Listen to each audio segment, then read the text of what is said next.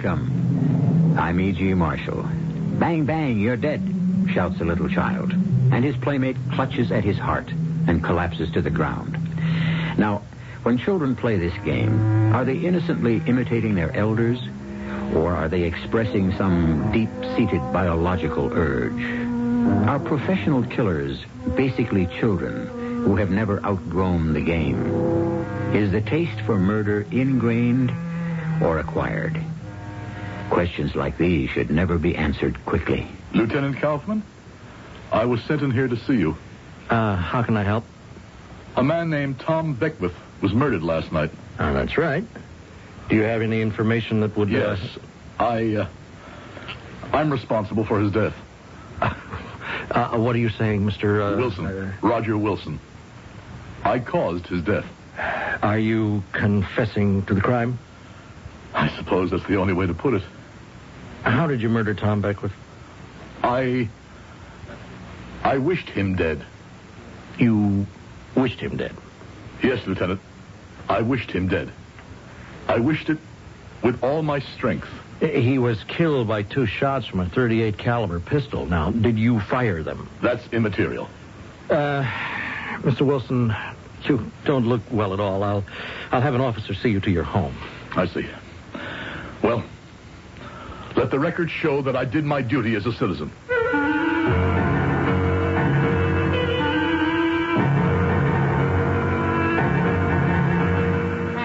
Our mystery drama, The Transformer, was written especially for the Mystery Theater by Sam Dann and stars Howard DaSilva.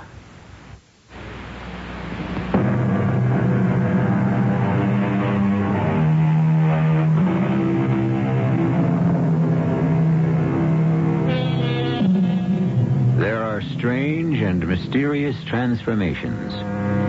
Life changes from one shape, one form, yes, one existence, to another. What were we before? Were you always the same? Have you always harbored the same hopes, ideas, ambitions? Suppose the person you were 10 years ago should meet the person you are today. Would it be a happy meeting? Let us meet Roger Wilson. Roger Wilson, 42 years of age, just beginning to lose hair and gain weight. Roger Wilson, who has already accepted the fact that while he will not set the world on fire, he will at least bask in a cheery, comfortable glow. Roger? You were expecting... I was expecting a knight in shining armor. Again? Well, I thought I showed up 15 years ago. Why didn't you call from the airport in Chicago and tell me which flight you'd be on so I'd know what to do about dinner? The only thing you have to do about dinner tonight is eat it. Get your coat. Which one? The mink. Oh, which client are we supposed to impress tonight? Tonight? Tonight is all fun. We're never supposed to have fun at dinner. We're supposed to be in there selling away. Oh, come on. It's not that bad. Oh, the nonsense I've had to hold still for these past 15 years. Well, Dolly, if you sold your soul, at least it wasn't for a mess of pottage. It's been first class all the way. Whose ego do I have to flatter tonight? Tonight, you're going to meet the greatest guy in all the world. All right, I'll laugh at his jokes. After all, he's a client. He's not a client. He's not. You'll be crazy about Chappie. Chappie? Beryl Spencer Chapman. Beryl? Well, you know, some people's parents have absolutely no sense of the fitness of things. They named his sister Sam. Anyhow, everyone calls him Chappie. But what good is Chappie able to do you, business-wise?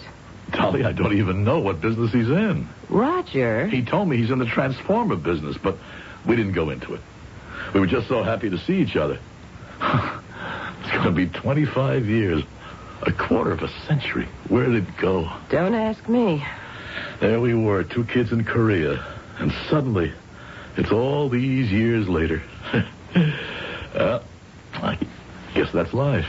And I guess this is going to be one of your nights for deep philosophical statements, There I am in the passenger lounge at O'Hare Airport in Chicago. I'm looking at this guy, and he's looking at me. And suddenly I yell out, Chappie! Just the exact same split second he hollers, Roger! How would you feel if you're after somebody you knew 25 years ago? I can't think of anybody I knew 25 years ago that I'd care to see today. He hadn't changed a bit. Well, where is this legendary chappie? Where? If he was such a great buddy, why didn't you bring him home? He has this business meeting at 6:15. That's why he came here. If he has a meeting at 6:15, how can he have dinner with us? What are you talking about? A man comes all the way into New York for an evening meeting and it doesn't include dinner? Well, what's so radical about that? Well, you could never treat a client like that and get away with it. Well, maybe he's the client. Anyhow, he's going to meet us in Luigi's at 6:45. You mean he came all the way to New York for a meeting that will hardly last a half hour? He's a man of very few words. Oh, really? Well, that should be quite refreshing.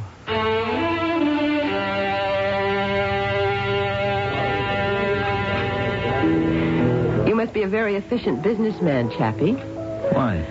Well, I'm simply amazed at how quickly you're able to conclude a business meeting. Are you? When Roger gets involved in these things, they can go on for hours, even days. Do they? I can never get Dolly to understand there's so much to talk about. How do you avoid all that talk, Chappie? Well, what's to talk about? You know the deal, you go in and close it.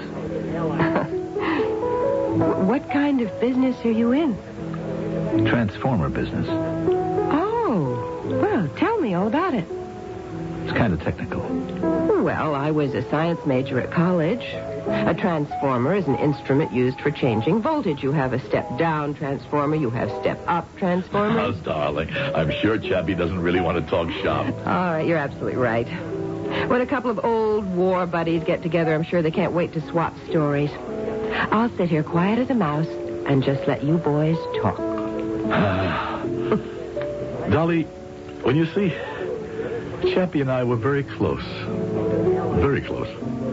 And one of the reasons we had along so well was because we could just sit there in that foxhole for hours and just say nothing. How could you just sit there for hours and say nothing? Well, sometimes by saying nothing, you say everything. How about dessert? Nothing for me. Cheesecake.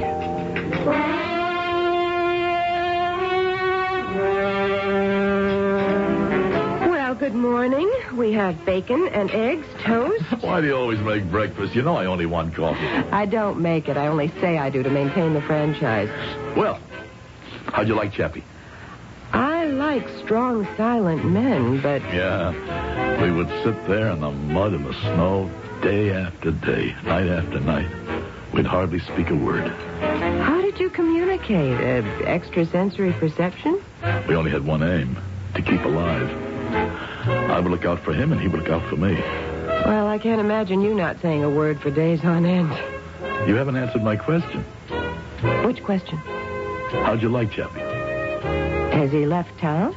No, he plans to stay for a week or two. As a matter of fact, we're having lunch. A quiet lunch, no doubt. Now for your morning news headlines. Oh, must we? Gangster Chief Tony Arman was murdered last night, the victim, obviously, of a gangland execution. The medical examiner places the time of death at about 6:30 p.m. The killer fired 2 lethal shots and disappeared as if into thin air. No one in the neighborhood, 3rd Avenue and 67th Street, heard or saw anything suspicious. Your next headline report in 10 minutes. 3rd Avenue and 67th Street? Oh, we were just 2 blocks north of there at Luigi's. You still haven't told me what you think about Chappie. Oh. Well, he doesn't seem to be your type. I mean, you appear to have nothing in common. When you're huddled in a foxhole, you have everything in common. Because after the war, you drift apart. But there's always that deep feeling of friendship. He has fascinating eyes. Yeah? When he first came into the restaurant, they had sort of a glow. And then they changed, and they seemed to grow softer. As soon as she spoke about that look in his eyes, I got a sudden chill down my spine. I knew that look. I remembered that look. That funny look that glowed in his eyes. Every time. Each time. Each time. Each time he would be crouching there, freezing, peering desperately into the darkness.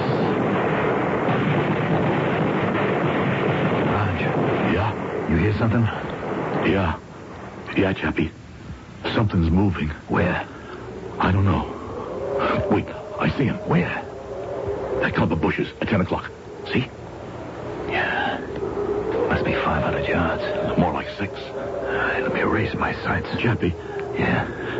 He's headed home. Let him go. Let him go. He's just some goof-off. They got goof-offs on their side, too. He got lost. Let him go home. Watch this, Raj. Watch me squeeze it off. Got him. And the body that was crawling in the snow suddenly stiffened and became still. It would remain still forever. I looked at Chappie. He was breathing very slowly through his mouth. And there was that look. The look I can neither explain nor describe in his eyes.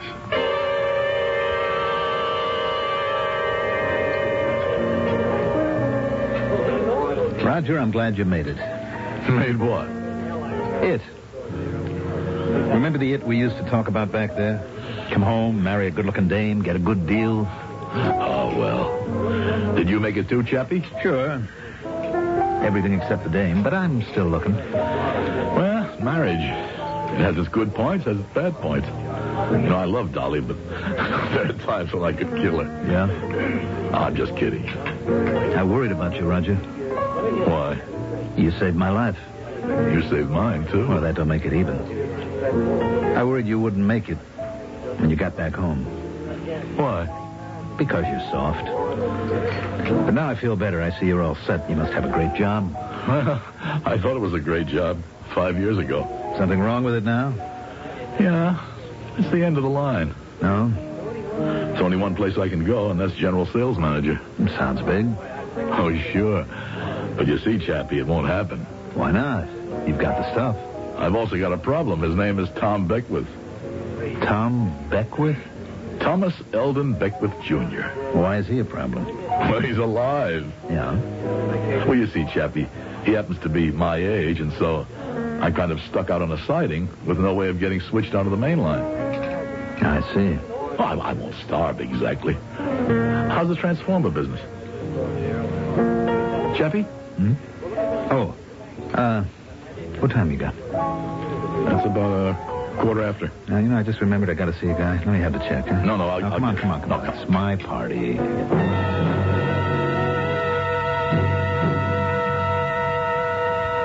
Breakfast is ready. Just coffee. What's on our schedule this evening? Well, Chappie wants to take us to dinner. Ah, another restful evening. He wants to celebrate. Celebrate what? Well, he called me at the office late yesterday afternoon. He said he expected to make a killing. A killing in Transformers? Sounds fascinating. Now, you don't like Chappie. Admit it. I didn't at first, but he kind of grows on you. Time for another morning headline. Good news, Harry himself. Electronics company executive Thomas Eldon Beckwith, Jr. was shot and killed late last night in the garden of his summer cottage at fashionable Lake Surrey. State police theorize that Mr. Beckwith surprised a prowler. So far, there are no leads or clues. Anyone with any information at all that could be useful is asked to call a special number, 227-8308. We shall have another headline report in 10 minutes.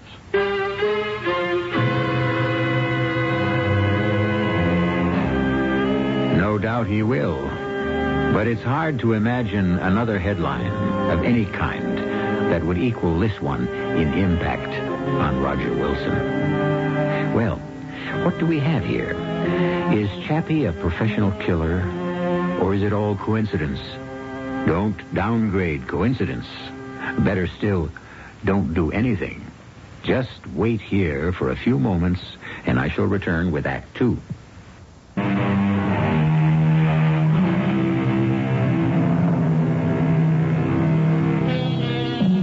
There's a man named Thomas Eldon Beckwith, Jr., or we should say, there was a man named Thomas Eldon Beckwith, Jr. We never met Mr. Beckwith, and, of course, now, we never will. The late Mr. Beckwith happened to stand in the way of Roger Wilson's promotion. Roger casually mentioned this fact to his old Army buddy, Chappie. Thomas Eldon Beckwith, Jr. was shot to death last night. Are we dealing here with cause and effect? Tommy Beckwith. I can't believe it. Neither can I. Oh, who could that be? I don't know. You want me to answer it? No, I'll get it. Yes? Mr. Roger Wilson? Yes. I'm a police officer, Lieutenant Kaufman of the Homicide Division. Homicide? Yes, may I come in? Oh, sure. My wife, Mrs. Wilson. Dolly, this is Lieutenant, Kaufman. Will you have a cup of coffee, Lieutenant? No, thank you. We just heard about Tom Beckwith's death. It was on the radio. Oh, I suppose that's why you're here. Yes. Well, what do you want to ask me? Did Mr. Beckwith have any enemies that you know of? Well, I thought the radio said he was killed by a prowler. Well, he may have been, but a prowler would have robbed him. He was still wearing an expensive ring and a gold watch, and he had $200 in his pocket. Oh. Well, the prowler might have been frightened by the killing and ran away without... Yes, that's quite possible, Mr. Wilson. Anything's possible. That's why we're following every line of approach. Oh, well, what can I tell you? And you could answer my question. Did he have any enemies? Tom? No. No. Then why do I say that? You see, I really didn't know Tom very well. Well, you worked with him for over 15 years. Well, we knew each other at the office. We didn't socialize too much, did we, Dolly? No. I knew very little about his personal life. Well, had Mr. Beckwith been behaving in a way that might be considered unusual lately? No. Oh, I don't think so. Well, do you know anyone who stands to benefit by his death? No, I couldn't say. Well, I understand you would. Me? Yes. Some of the people I spoke to at your office tell me that you're next in line for his job. Oh, well, that doesn't mean I killed him, does it? No, not at all. Then you just as good accuse me. Well, no. I made no accusation. Well, then what are you talking about? Mr. Wilson, we can travel down one of two ways. Now, we can assume he was killed by a prowler. Now, this then becomes a random murder, which has nothing to do with the personal life of Mr. Beckwith. He was killed because of where he was. Or we can say he was killed because he happened to be Thomas Eldon Beckwith, Jr. Now, this means he was killed because of who he was. Now, do you follow me? Yes, I think so. So, we're asking questions, exploring possibilities, no matter how far out they may seem. And I would like you to help. How? Well, just don't inhibit your thinking. Let your mind travel. If you have any kind of suspicion, any kind of supposition, no matter how far-fetched, don't be afraid to mention it. All right. Good. Now, here, please take this card. It has my number on it. And if anything occurs to you... Okay. All right. That's all for now.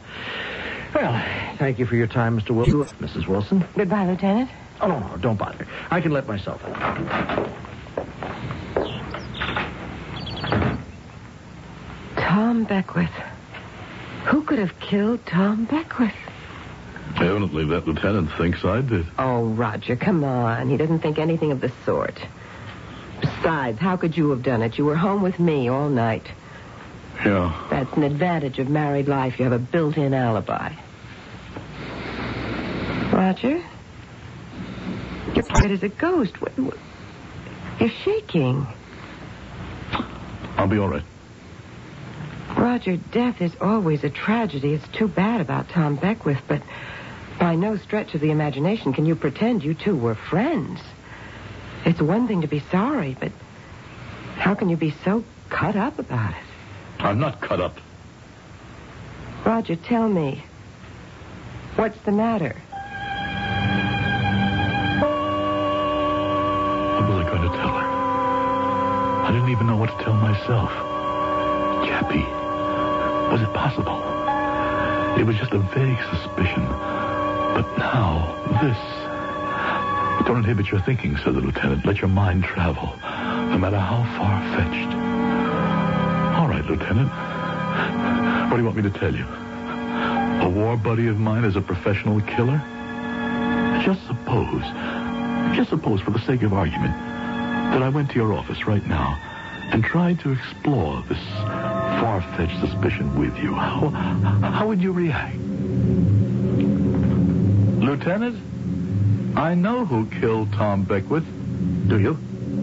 A man named Beryl Spencer Chapman. I go slow. Now, I have to write it all down. He likes to kill.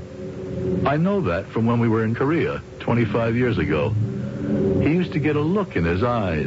A look? Well, you know this gangster who was gunned down the other night, Tony Arman? Yeah? A few minutes after Arman was shot, Chappie joined us at a nearby restaurant, and he had this killer's look in his eyes. Now, let me write this down. The killer's look. The next day, I just happened to mention that... Yes? Then what? That Tom Beckwith was the one who was standing in the way of my promotion to general sales manager. I better write that down. And last night, Beckwith was shot to death. Why did you mention it to Chappie? Why? Yes. Why? Well, because... Was it because you hoped that Chappie would kill him? No, that thought never entered my mind. You suspected Chappie of being a professional killer. Well, You wanted Chappie to kill Beckwith. No. Subconsciously, you wanted him to kill Beckwith. You wanted him to kill Beckwith. Where were you? Huh? Chappie and I have been sitting here for about 10 minutes now waiting for you to come out of that trance. What trance? You have been sitting there, your eyes wide open. But I'm sure you must have been dreaming. Was he like that when you were in Korea, Chappie? Oh, yeah. I'm sorry. I guess I must have dozed off. I stared closely at Chappie. What I had come to think of as the killer look was nowhere evident in his eyes. Or maybe it never existed. Maybe it was all my imagination. All of us was being constructed from a fragment of a shrouded memory that was almost 25 years old when we were 19-year-old kids. Chappie, this smiling, happy, quiet man, a killer? No, I'm sure he isn't. Even Dolly likes him. Dolly has an instinct for people. If Chappie were evil, Dolly would automatically shy away from him.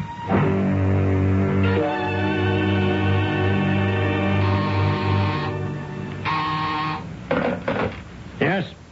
Now, send him in.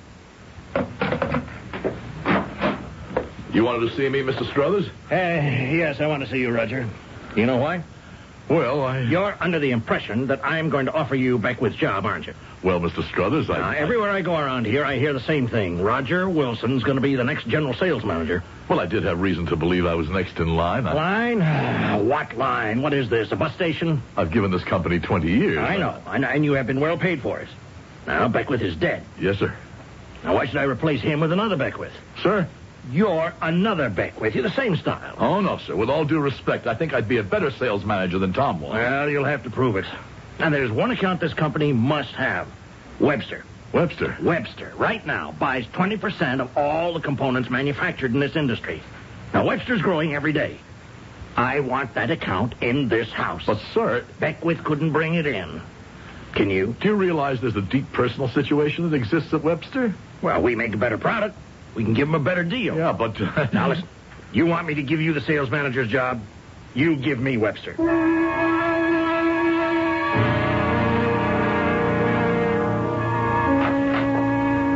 Say, what is this? Darling, it's your victory celebration. Candlelight, silver, champagne. Victory. Your appointment to general sales manager calls for a very special dinner. Who's that, I wonder? That's Chappie. Chappie? Your best and closest friend. I thought you'd want him to be part of it. Well, sure. You let him in. Give him a drink. I'll check the roast. Chappie, come in. That's it. Well, join me in a little libation here. Mm-hmm. To the new job. Well, Well, what? well, about that new job. You didn't get it? Well, there's a condition. Yeah? The top account in the industry is an outfit called Webster Manufacturing. And they don't buy from us unless I can bring them in. Yeah? Well, I can see the old man's point. We should have that account. And would. Except, well, it's something personal. Personal? Yeah. Yeah, we have a competitor. And they have a salesman. We don't know how he does it, but he's got Webster all wrapped up. Yes. Yeah, I spoke to Jim Webster himself. Mm-hmm. He as much as told me, Roger, he said, I'd buy from you folks in a flash. You got the product, you got the price, but... But what? But as long as Jerry's alive, he said I'm obligated. Why is he obligated to Jerry? I don't know. It doesn't matter. As long as he feels that way. Yeah. So that's that. Sure. Well, maybe it's time I found another job anyhow. What's Jerry's last name? What'd you say? I said, what's Jerry's last name? Boy, is that important? Well, what is it? Well, why would you want to know his last name? I'm just curious. Okay, forget it. How about a refill? Sure. His name is Trask. Jerry Trask.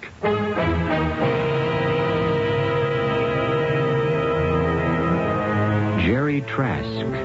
A name suddenly surfaces. Is Mr. Trask about to meet with a violent end? Well, who among us can guarantee tomorrow? But this does not seem to be a happy time for those people who stand in the way of our friend Roger Wilson. Is war buddy Chappie expressing professional curiosity? Indeed, is he even a professional?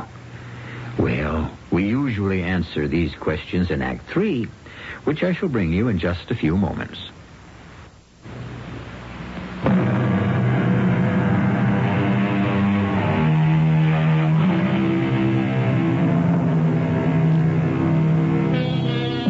A man named Jerome J. Trask is walking his dog very late one night along a quiet street in New York City.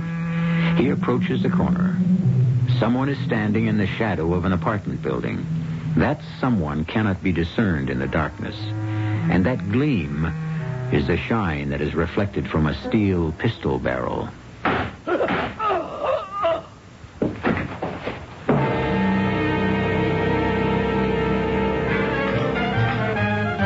More coffee? No, this is fine. What'd you say? Oh, let's turn this thing off so we can hear ourselves talk. No, leave it on. Why? I want to hear the morning headlines. I can't imagine what for. They're always so depressing. It's always some murder. Roger? Something wrong? No, Are you sure? nothing's wrong. Why do you insist? It's just that you seem to be so nervous this morning. I'm not nervous. Did Chappie enjoy dinner last night? Sure. I mean, I think so. Why do you ask? Well, he left early. Why, do you suppose? Now, your morning news headline. Well, here he is again, Doleful Is Donald. our city in for a wave of random murders? Is a mad killer loose in the streets? Early this morning, another senseless shooting, another tragic death. Just before dawn, Jerome J. Trask, 37, was shot to death as he was walking his dog along East End Avenue and 77th Street. At this moment, police are unable to supply further details. We shall return in 10 minutes with your next headline report. Well, another morning, another murder.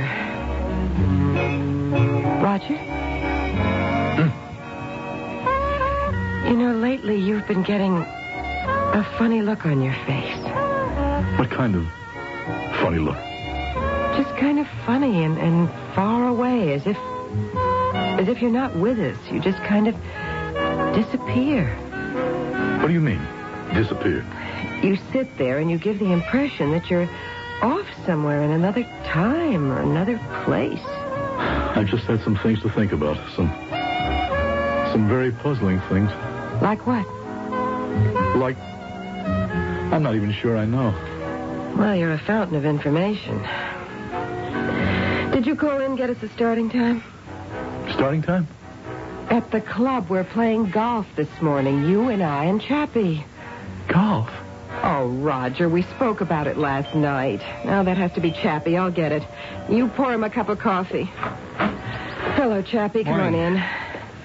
We probably won't tee off until after lunch. Roger forgot to get us a starting time. Was he this absent-minded in the Army? Sometimes.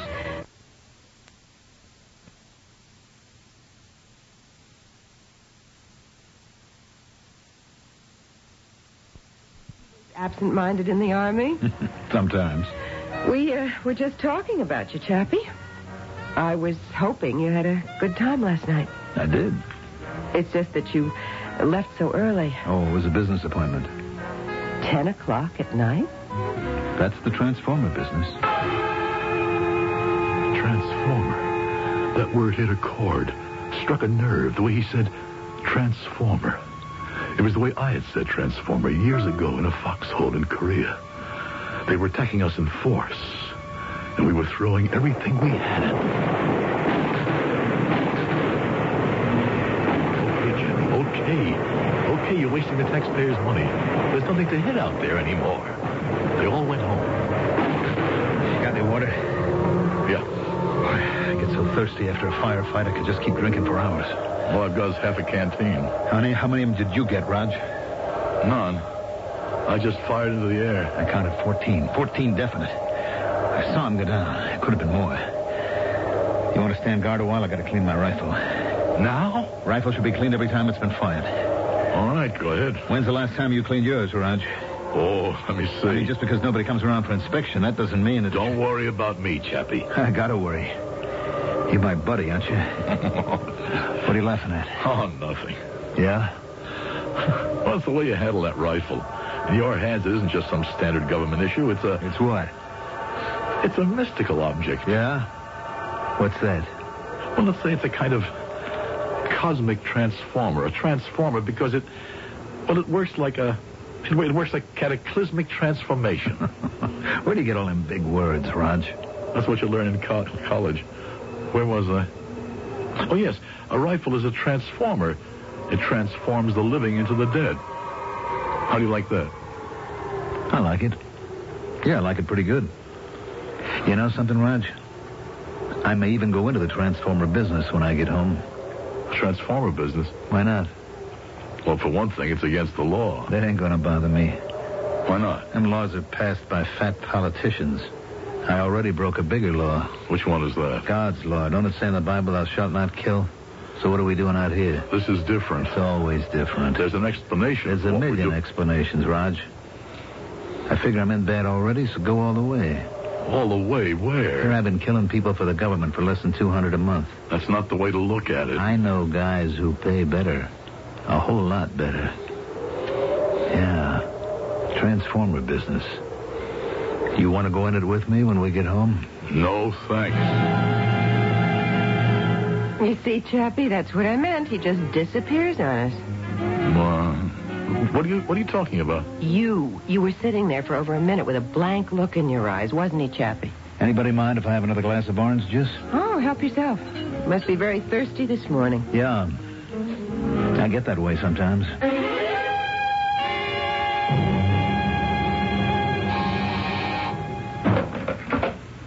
Sir, a gentleman to see you. Who is it? He's a police detective, a Lieutenant Kaufman. Oh, send him in. Well, I'm sorry to barge in on you at your office, Mr. Wilson. Sit down, Lieutenant... Kaufman. That's right. What can I do for you? I don't know. Well, then. Mr. Wilson, let me speak frankly and off the record. Now, Mr. Beckwith is shot to death. Soon after, Mr. Trask is murdered.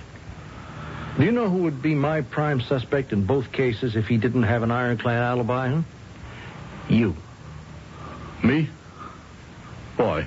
Mr. Beckwith stood in your path for promotion? But I haven't been promoted yet. Yet. Mr. Trask was a most formidable competitor. You admit I have an alibi, and I know I didn't do it. Mr. Wilson, last time I asked you to think, to explore any angle, any glimmer, regardless of how crazy it might seem. Well, nothing occurs to me. Uh-huh. Well, could you advance any theory why two men, both of whom were known to you, should be mysteriously murdered within the same week? Could you? Could I? Could I say I suspect my friend Chappie of being a professional killer? All I have to do is say that. The lieutenant will counter with why did I use him? But I didn't use him. I didn't know for a fact that Chappie is a killer. I still don't know. Don't I? He is. He is, and I used him. I needed him. The fact is, I would have killed Beckwith for his job, and I would have killed Trask for the Webster account. I would have, if I could. But I can't kill. So I used Chappie, just as I depended on him to kill for me back in the war. No, Lieutenant, you're right. I'm your prime suspect. But the case has to be closed.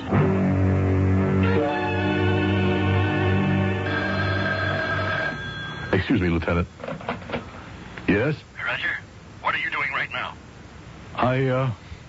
I'm in a meeting, Mr. Struthers. Well, when you're finished, go outside in the corridor and see the new name that's being painted on what used to be Beckwith's store. Mr. Struthers. Webster called me personally. He told me that we were getting his business thanks to your efforts. He thinks very highly of you. Sir, I don't know how to thank you. Well, I know how you can thank me. Double our value. Well, Mr. Wilson? Huh? Does anything at all occur to you? No, Lieutenant. I'm sorry. I don't have the faintest idea why those two men could have been killed.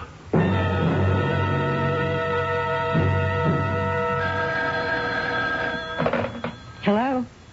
Dolly? Roger, are you at the airport? Yes, I'm at the airport in Kansas City. Roger, it's my birthday. I know, but I had to close this deal. You haven't been home in 2 weeks. Look, I can't help it. All right. Listen, I'm sorry. I'll be home Tuesday, okay? Okay. Hello? Dolly, Oh, what is it this time? it's kind of overcast here in Atlanta, and I can't get out tonight. Dolly? All right, Roger, where are you now? Roger, Oh, hello, Mr. Struthers. I'm glad I caught you before you left. Now, we have to get to the airport. Now? This minute. There's a bad problem in Denver. But tonight is my anniversary. Congratulations. Now, do we have a file on... Sir, my wife is waiting for me. Call her up. Tell her something much more important has happened. But, Mr. Struthers, I can't say that to my wife. You can if it's the truth. Now, is it more important to drink some champagne in a nightclub than to protect your job?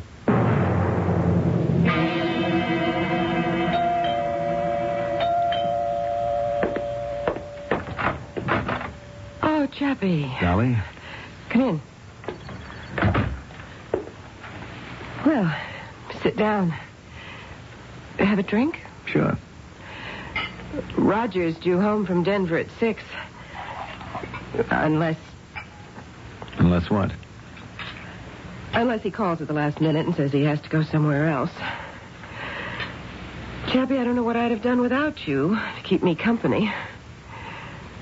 You know, Roger has changed. Yeah?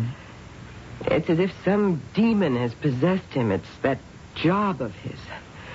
That's all he lives for. He certainly doesn't care about me anymore. You know, there are times when... When what? I better not say it. You can say anything to me. Even to you. Go ahead. There are times when I would like to kill him. Yeah? Well, here I am. Hello, Dolly. Honey.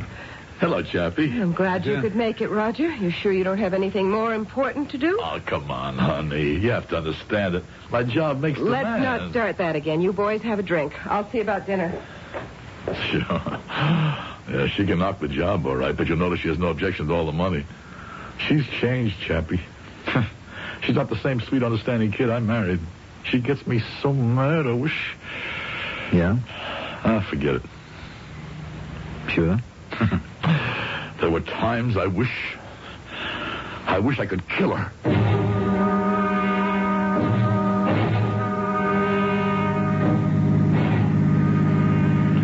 Thanks for driving me out to the airport, Chappie. Sure. I know it's an imposition.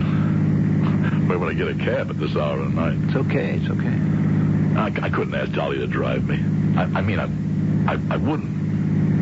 What's that noise in the engine? I don't hear anything. Oh, it sounds like something got loose. Better have a look.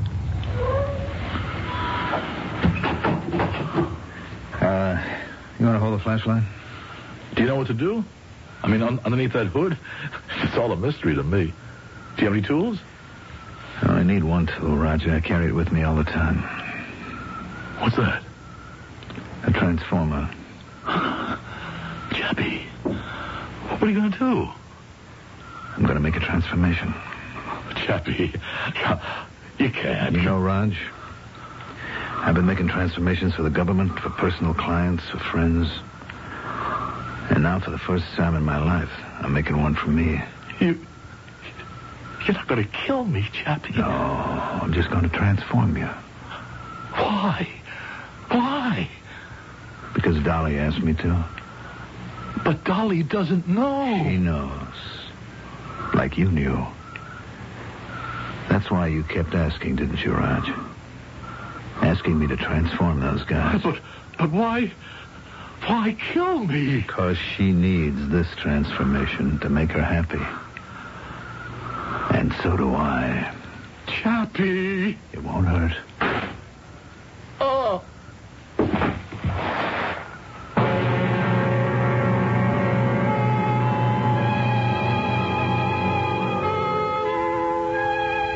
And that morning, there was another headline. And Lieutenant Kaufman of Homicide was even more puzzled than ever. His only comfort might be derived from the fact that sometimes bad things occur in a series of 3. And if he can't find the killer, at least there won't be any more of those particular killings. I don't know. It all depends on what Dolly's needs are. I'll be back shortly.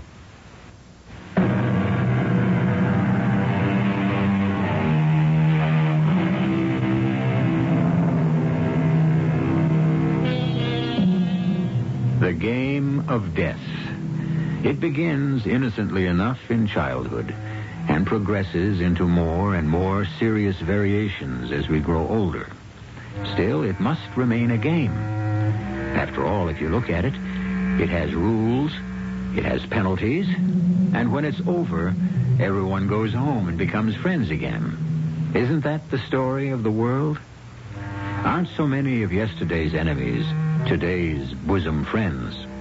It's all a question of changing, of evolving.